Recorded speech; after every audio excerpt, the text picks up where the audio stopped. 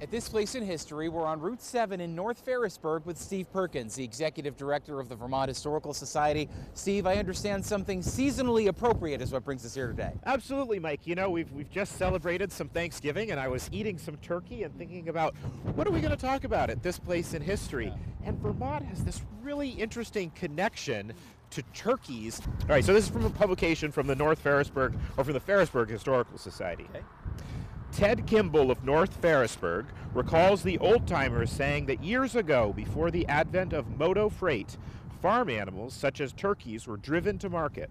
Martin's Hotel on Route 7 in North Ferrisburg was a favorite watering hole for drivers and their varmints alike.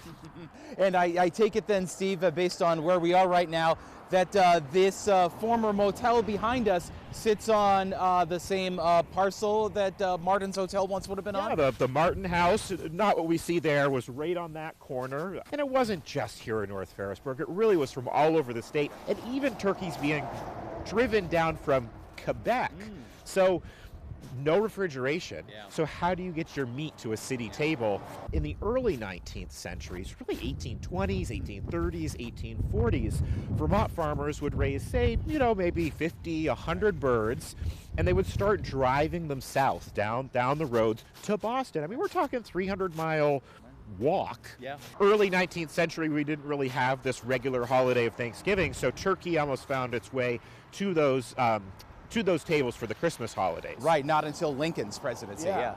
It was cold, the ground was hard, and this was hard on the birds. And now you're making a bird walk. That's right. 300 miles. Yeah. You don't want it to lose its weight. So the birds would forage along the way. They'd also have wagons with corn. They'd feed them every night so they would keep their weight up.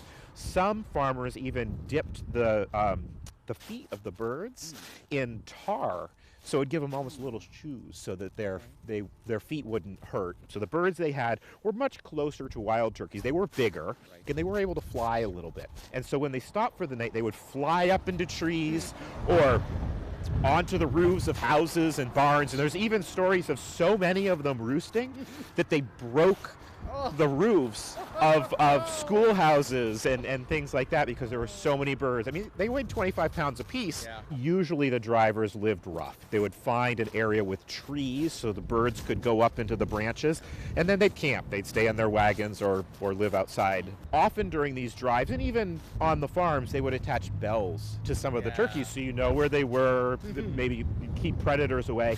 We have one. So I was so excited to find this. This is a turkey bell. Nice. This is a little later. This is a 20th century turkey bell. Okay. But this was used on a farm in Vermont. Come visit us at the Vermont Historical Society, especially our library. We have a lot of resources, and we've got some good articles, and we actually have a wonderful book. It's a fiction book, and it was published for young adults in the 1950s, but it's a fictionalized account of a Vermont to Boston turkey drive. A Vermont equivalent of an Old West cattle drive at this place in history.